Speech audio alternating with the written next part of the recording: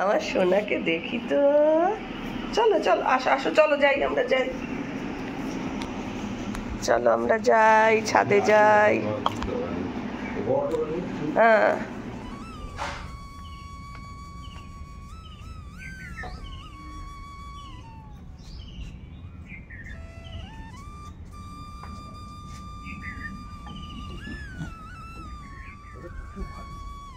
হ্যাঁ,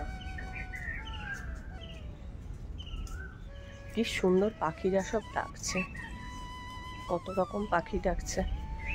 আমার এই মুখটাও তো দেখছি বার্ড ফিডারটা, ও জলে, এর মধ্যে জলে ভরে গেছে।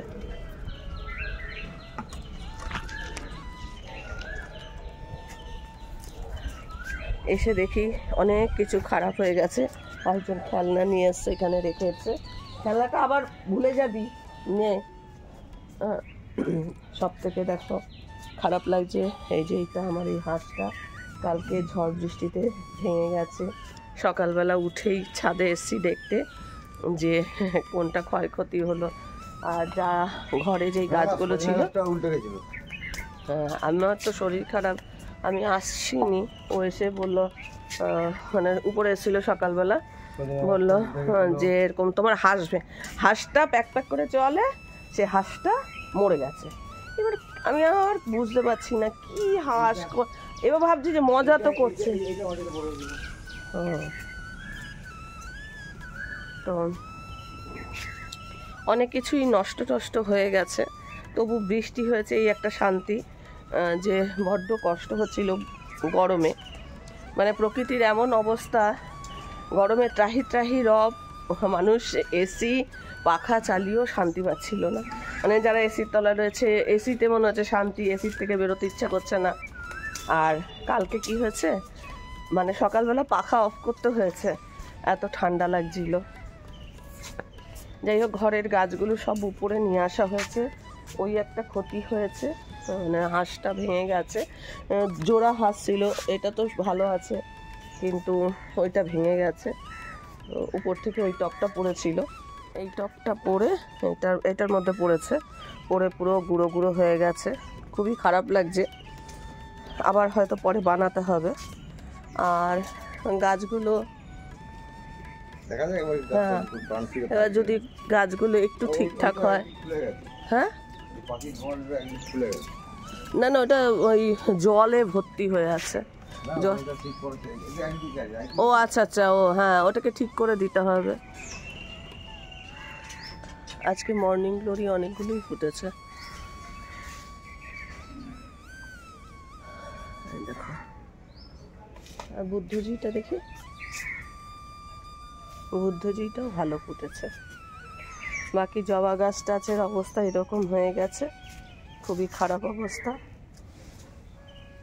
একটা বৌদিকে, একটা নায়কদাকে এই গাছ দিয়ে দিও তো, এই গাছের চারা দুটো করা রয়েছে, দুজনকে দুটো দিয়ে দেবে। চন্দ্রমল্লিকা ফুটেছে। এই বেগুনটা তুলে নাও তো, এই যে এখানে একটা বেগুন আছে। এটা এমনি তুলতে পারবে না, একটা কাঁচি নিয়ে আসো।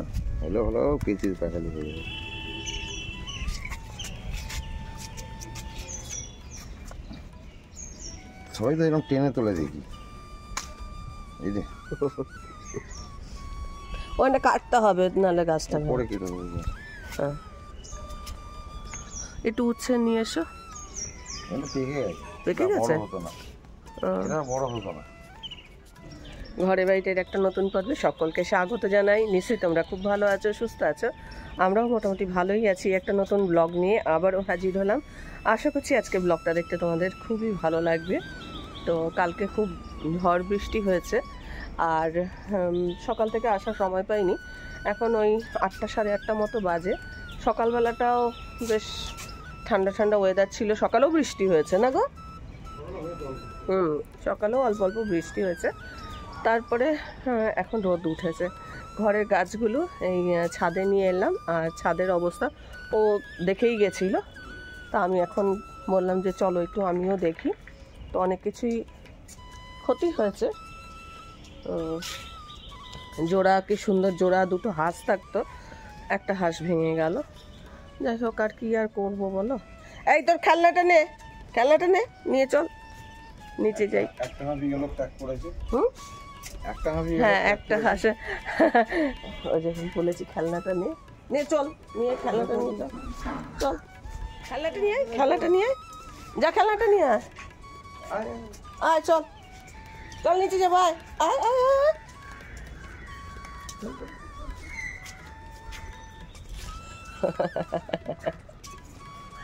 আমার বাবু এগুলো ঘরে খালি অ্যারিকা পাম্পটা রাখলাম, আর বাকি গাছ এইটাকে খালি নেওয়া হয়নি। এটা তুমি যখন ঠাকুর পুজো করতে যাও, হ্যাঁ এটা ওই সিঁড়ির মধ্যে রেখে দিই। আর সব গাছই দেওয়া হয়ে গেছে, এখানে থাক, ও যখন পুজো করতে যাবে নিয়ে যাবে। ঘরটা একটু ফাঁকা ফাঁকা হলো। আজকে রান্না হবে হচ্ছে, এখন কটা বাজে, এখন 9টা বাজছে 10। আজকে দেখাও কি রান্না হবে। হ্যাঁ, এঁচোড়টা নায়কটা বোধ হয় সপ্তাহখানেক আগে দিয়েছিল, কিন্তু রান্না করা হয়নি। আজকে মনে মনে ভাবছি রান্না করবো, হয় নেমন্তন্ন, না হয় শরীর খারাপ, না হয় এটা না ওটা কিছু আছে, বা রান্না অন্য কিছু রয়েছে, সেই কারণে রান্নাটা হয়নি। আজকে এঁচোড়ের একটা কোপ্তা কারি করবো, কিন্তু একটু অন্যরকমভাবে করব, যেটা কিনা শঙ্করেশ কিচেনেই দেখবে। তো যাই হোক, পুরোটা করব না। ওইদিকে ভুটু এসছে খাবারের জন্য, জানলা দিয়ে খাচ্ছে, দেখা যাচ্ছে না। হ্যাঁ আর হ্যাঁ হ্যাঁ দেখি কি করবো, তুমি কেটে দাও। কেন এটা নাইটদা দিয়েছিল, তাও দেখো খারাপ হয়ে যাচ্ছে। আমার এই যে পরিষ্কার করতে সময় লাগবে, এইগুলো না সরিয়ে দেবে। এই বোতলগুলো এখন আর লাগবে না, কারণ আর এই জায়গাগুলো সব পরিষ্কার করতে হবে, এখন অনেক কিছু আমার পরিষ্কার করতে হবে। তো চলো, ব্লগটা এই সকাল সকালে স্টার্ট করলাম। চাটা খাওয়া হয়ে গেছে, ব্রেকফাস্টও কিছু করিনি। ব্রেকফাস্টে একটু রুটি করব মনে মনে ভাবছি, আর ফ্রিজে একটু তরকারি আছে। কালকে করেছিলাম ছানার একটা রেসিপি, যেটা কালকে ছানা দিয়ে একটা রান্না করেছিলাম, যেটা এটাও আমি শঙ্করেশ কিচেনে আপলোড করব। আর ডালটা এখন তুলে রাখি, বড় ডাল অল্প আছে, পরে বের করে নেব, বাবা পরে বের করব। ফ্রিজটাও পরিষ্কার করব, মনে মনে ভাজি কত যে কাজ থাকে, আর এডিটিংয়ের চক্করে সেরকমভাবে করে উঠতে পারি না। তো চলো, আজকে একদম মানে অনেকদিন পর একদম সকাল সকাল ব্লগটা শুরু করলাম। কালকে তো মানে কালকে পর্যন্ত শরীরটা খারাপই ছিল।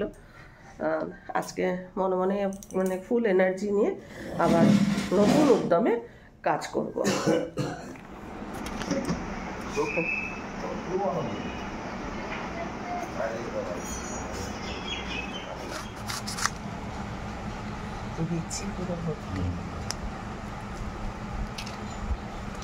আমার কর্তা এখন এই হাতে সর্ষের তেল মেখে তারপরে এঁচোড়টা কেটে দেবে, আর আমি ততক্ষণে ঘর দোরগুলো একটু পরিষ্কার করে নিই। আর সর্ষের তেল না মেখে এঁচোড় কাটলে তো জানোই হাতের মধ্যে কীরকম আঠা আঠা লেগে যায়। চলো দেখি এঁচোড়টা কীরকম কাটার পর লাগে। এই জায়গাটা তো একটুখানি দেখা যাচ্ছে যে ক্ষত মতো রয়েছে, ভেতরটা কেমন, বাহ ভেতরটা বেশ কচি আছে। আর মানে একদম এরকম কচি এঁচোড়ই খেতে কিন্তু বেশ ভালো লাগে। বেশি দানা হয়ে গেলে তখন কিন্তু দেখবে এঁচোড়ের স্বাদটা কিন্তু একদম অন্যরকম হয়ে যায়। তো যাই হোক, ভালোই হয়েছে এঁচোড়টা। আর আমি এদিকে দেখো জানলা টানলাগুলো এগুলো পরিষ্কার করছি, আমার কর্তা এঁচোড়টা কাটছে।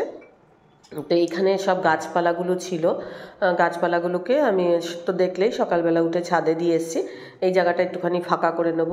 আর একরকম দেখতেও যেরকম ভালো লাগে না, তারপরে আবার মানে গাছগুলো একটুখানি ধরো পাতাগুলো ঝলসে ঝলসে গেছিলো, মনে মনে ভাবলাম বৃষ্টি পড়ছে, তো বৃষ্টির জলটা পেলে গাছগুলো যে কোনো গাছই আর কি ভালো হবে, সেই কারণেই আর কি ছাদে দিয়ে আসা। আর এই যে জল ভরে রেখেছিলাম, এরকম সাজিয়ে রেখেছিলাম, তো এই জলগুলোকে মানে একদম ফেলে দিয়ে এটা পরিষ্কার করে একটু শুকনো করতে দেব। তারপরে এটা পরে দেখি কি করি। তো সব ঘরের জানলাগুলোর উপরেই তো এরকম গাছ টাছ ছিল, সবই পরিষ্কার করে নেব। আর এই দেখো আর্টিফিশিয়াল যে গাছটা, এই গাছের পাতাগুলোও কিন্তু মানে বেশ ধুলো পড়েছে। মনে মনে ভাবলাম যে একটু ধুলোগুলো পরিষ্কার করি, আজকে যখন এই কাজগুলো মানে হাতে নিয়ে বসেছি, তো এই কাজগুলো আজকে সেরেই ফেলি। এই বছর দোলের মেলা থেকে এই পাতাগুলো আমি কিনেছিলাম, মানে গাছগুলো আর কি, আর্টিফিশিয়াল গাছগুলো। গাছটা কিন্তু দেখতে বেশ ভালো লাগে, একদম বোঝাই যায় না যে এটা অরিজিনাল না একদম যে আর্টিফিশিয়াল। অরিজিনাল গাছগুলো ছাদে আছে, আর আর্টিফিশিয়াল গাছগুলোকে ঘরের মধ্যে রেখেছি। শুধু অরিজিনাল বলতে গেলে অ্যারিকা পামটা ঘরে রেখেছি। আমার কথা দেখো কি সুন্দর এঁচড় কেটে দিচ্ছে, আর মাঝে মাঝে একটু হাতটায় আঠা লাগছে বলে সেটাকে একটুখানি তেল লাগিয়ে নিচ্ছে। তো এখন এইগুলো সব পরিষ্কার টরিষ্কার করে তারপরে মানে এই ছোটো মোড়াটার উপরে এই গাছটা তো আগেই ছিল, ওই একই জায়গায় আর কি গাছটাকে রাখলাম। দেখে একদম বুঝবার উপায় নেই যে এটা সত্যিকারের গাছ না আর্টিফিশিয়াল। তো আর এদিকে অ্যারিকা পামের পাতাগুলোকেও একটুখানি আমি এই ভেজা কাপড় দিয়ে মুছে মুছে দিচ্ছি। ঘরদোর মোটামুটি পরিষ্কার হয়ে গেছে। আর এয়ার কুলারটা এখন তো মনে হচ্ছে না কয়েকদিন লাগবে, তো এয়ার কুলারটাকেও সরিয়ে রাখছি। এটারও তো একটা জায়গা লাগে, তো এই ওয়াশিং মেশিনের পাশে একটু জায়গা আছে, সেই জায়গাটায় এটা রেখে দিলাম। আর এখন ঘরদোর একটুখানি ঝাড় দিয়ে নেবো, কেননা সব পরিষ্কার করলাম তো। ধরো নতুন লোম টোম খাটের তলায় টলায় ভর্তি হয়ে থাকে, তো দেখো ঘরদোর একদম মানে একদম পরিপাটি করে পরিষ্কার করা হয়ে গেছে। এইসব জায়গায় সমস্ত গাছ ছিল, তারপরে কলসির মধ্যে জল ছিল। এখন ওয়েদারটা এতটাই ঠান্ডা হয়ে গেছে, এগুলোর আর প্রয়োজন নেই, তাই একদম মানে ছিমছাম করে আবার রাখলাম।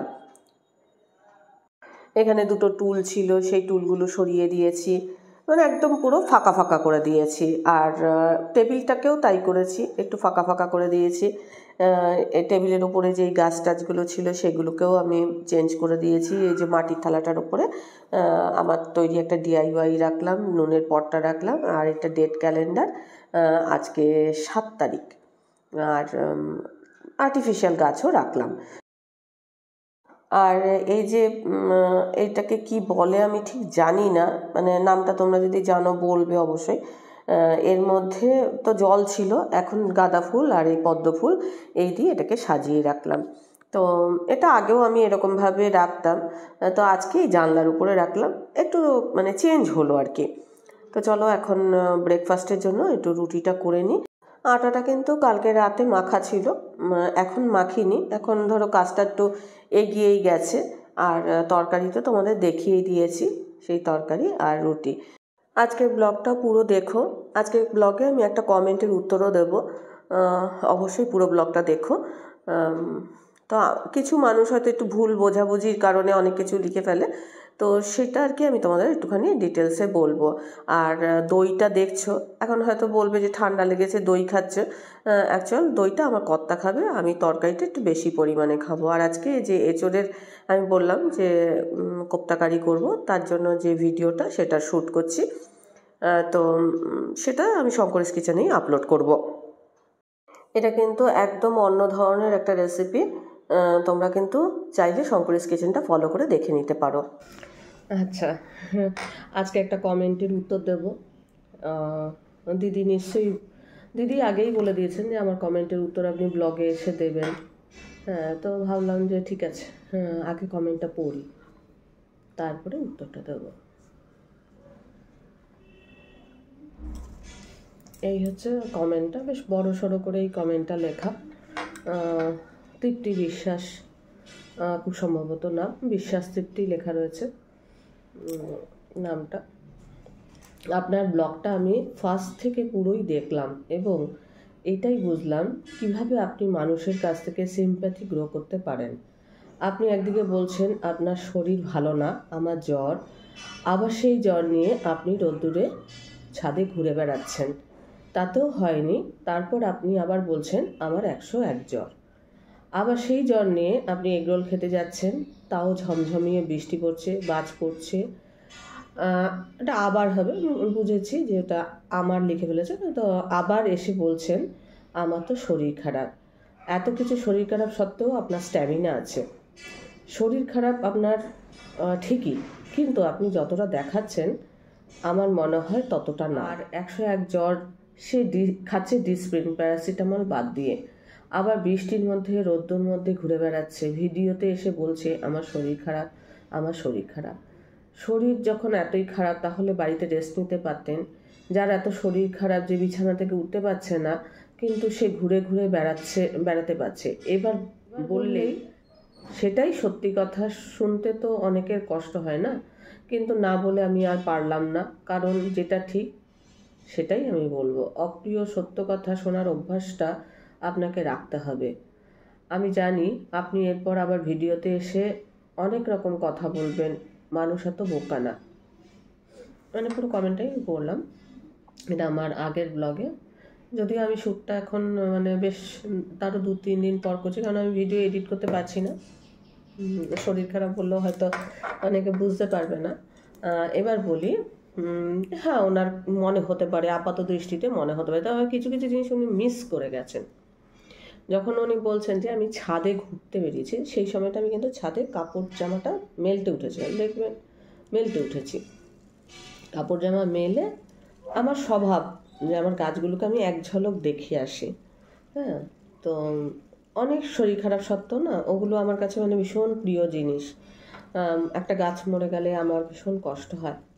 তা আমি জামা কাপড়টা মেলে স্বভাববশতই আর কি গাছটা দেখছিলাম, এবং ভিডিওতে সেটাও বলেছি, রোদের মধ্যে ঘুরছি। হ্যাঁ, সেটা বলেছিলাম, সেটা কিন্তু আমার সরল মনেই বলেছিলাম, কারো সিম্প্যাথি করাবার জন্য নয়। তারপরে এসে সত্যি বলেছি আমার শরীর খারাপ, জ্বর।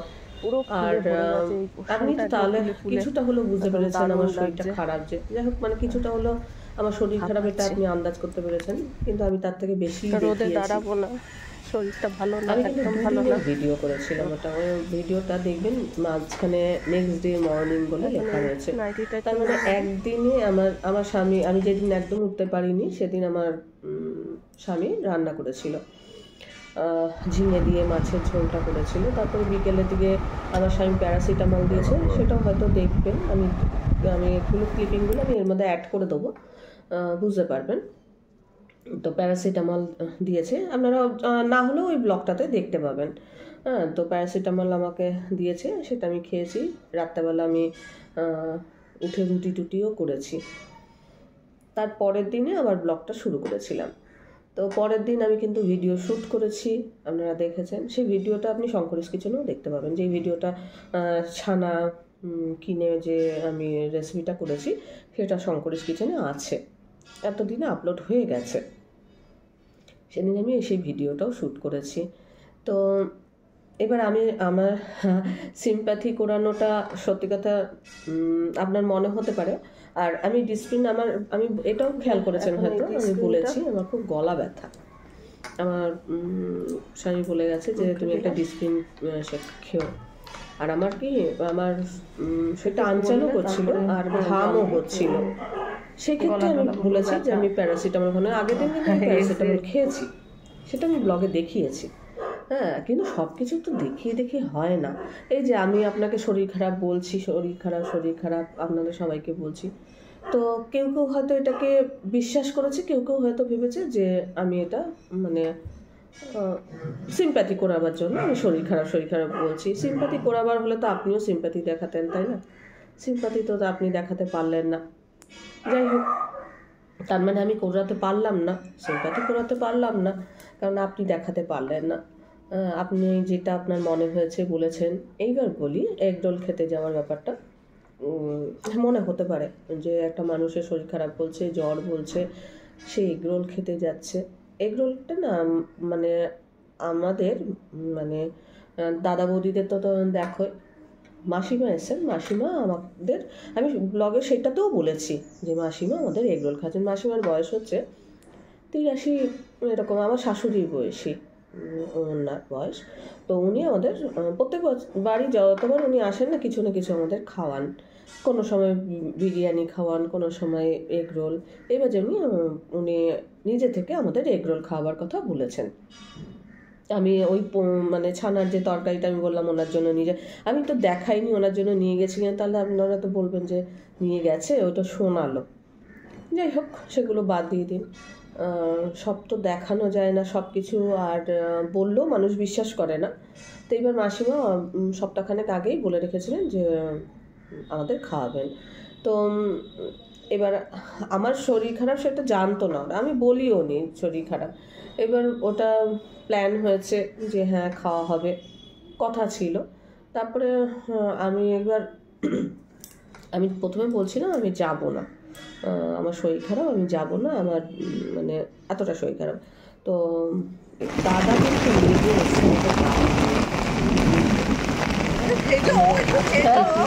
না জ্বর হয়েছিল তো। যাইনি, এখান থেকে রিজেনগঙ্গা অনেকটা দূর। হ্যাঁ, তো সেটা আমি অত ঝমঝমে বৃষ্টির মধ্যে গেলে ভিজেই যেতাম। তো একটা মানুষ মানে ওই মাসিমা, আমি এগরোল খাবো, উনি বলছেন যে গাড়ি করে নিয়ে যাও, ওকে নিয়ে এসো। দাদা নিজে এসেছিলেন আমাকে গাড়ি করে নিতে। তো এরপরে আমি কি না বলতে পারতাম? একটা মানুষ যদি গাড়িও পাঠিয়ে দেয় এগরোল খাওয়ার জন্য, একটা আমি অসুস্থ বলে আমাকে হেঁটে যেতে হবে না, বৃষ্টিতে ভিজতে হবে না, তার জন্য আমি তো বাইকে করে যেতে পারতাম। যেহেতু বৃষ্টি পড়ছে সেহেতু আমি গাড়িতে, এমনকি বাড়ি পর্যন্ত আমাকে গাড়িতে করে পৌঁছে দিয়েছেন। মানে যখন ফেরাটা আমি দেখিয়েছিলাম, কিন্তু যাওয়াটা আমি দেখাইনি। তবে আজকে আমি ভিডিওতে আমি ক্লিপিংটা দেখিয়ে দেবো যে দাঁড়িয়েছিল যে গাড়িটা। তো এবার মানুষ না উপর থেকে কিছুটা দেখে না জাজ করে। তো মানুষের স্বভাবই তাই, মানে সব মানুষেরই, যে উপরে একটু একটু দেখে। কিন্তু আপনি বললেন ভালো করে ব্লগটা দেখেছেন, কিন্তু ব্লগটা দেখলে এগুলো দেখেননি, যে বা বলেছি শোনেননি যে গাড়ি নিয়ে এসছে, বা এই যে আমাকেও আমার স্বামী প্যারাসিটামল দিয়েছে, সেটা আমি খেয়েছি, আমি কাপড় জামা মেলতে গেছি, তখন ছাদে গেছি, এগুলো আপনি দেখেননি। আর একটা তো দুদিনের ভিডিও ছিল, মানে প্রথম দিনটা আমি একদমই উঠতেনি, সেদিন খুব জ্বর ছিল। আমার স্বামী যেদিন রান্না করলো সেদিন খুবই জ্বর ছিল, আমার জ্বর সকাল থেকে পারছিলাম না। মানে কালকে রাতে কালকে বোনের বাড়িতে গেছিলাম, তো মানে আমি নিজে উঠে মনে মনে ভাবলাম যে কাজ তো করতেই হবে। রান্না বান্না সবই করলাম, আমি রান্নার ভিডিও শ্যুট করেছি। হ্যাঁ, এবার আপনি এখন যদি বলেন যে আপনি স্ট্যামিনা দেখাচ্ছেন, স্ট্যামিনা না, আমি যেটুকু করতে পেরেছি করেছি। আমাকে এখানে কেউ বলার নেই, করার নেই, কেউ আমাকে মারবে না, কাটবে না, কিছু করবে না। তো আমি কেন ভয় পাবো বা কিছু?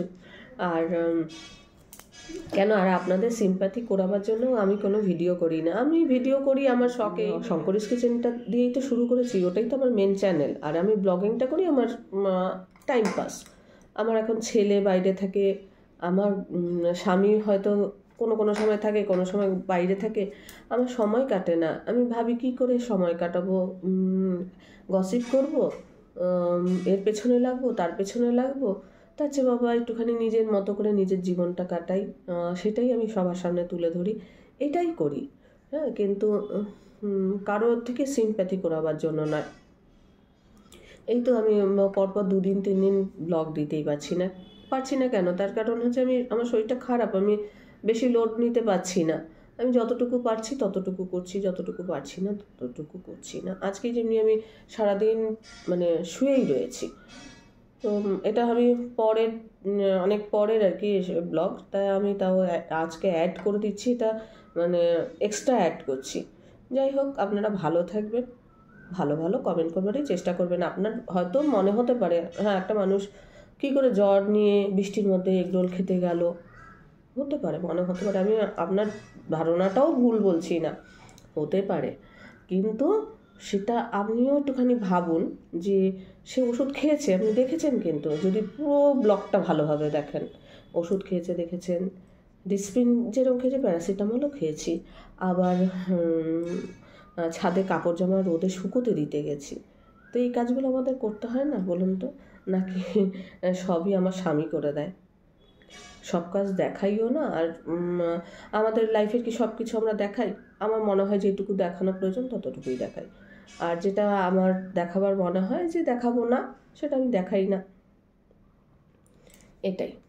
তো যাই হোক, ভালো থাকবেন আপনারা, সিম্প্যাথি করানোর জন্য কিছু নয়, জাস্ট মানে আপনাদের কি বলবো, আমার জীবনে সেই দিনটা আমার শরীরটা খারাপ ছিল, 2টো দিন আমার খারাপ ছিল। সেই 2টো দিনের মধ্যে, খারাপ দিনগুলোর মধ্যে আমি সন্ধ্যাবেলাটা একটুখানি গিয়ে হয়তো একটু মানে জ্বর, শরীরটা খারাপই ছিল, আপনি নিজেও বুঝতে পেরেছেন যে আমার খারাপ ছিল, হ্যাঁ সেটাও লিখেছেন যে আপনার খারাপ ছিল, কিন্তু ততটা খারাপ নয়। তো কতটা খারাপ হলে মানুষ খারাপটা বোঝে বলুন তো?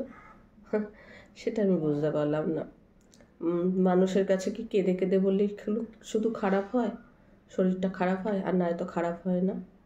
আমার অনেক কিছু লোকে বুঝতে পারে না। আমি ধরুন আমার সব সোশ্যাল মিডিয়া সব কিছু আমি বলতেও চাই না, এরকম অনেক কিছু আমার জীবনের অনেক ঘটনা আছে যেটা দেখে লোকে কেউ বুঝতেই পারেনি যে আমার অতটা কষ্ট হচ্ছে, অনেক কিছু হচ্ছে, এগুলো কেউ বুঝতে পারেনি। তো সেক্ষেত্রে সব কিছু যে আমি সোশ্যাল মিডিয়ায় বলবো বা সব কিছু আপনাদের বলতে বাধ্য হব সেরকম না।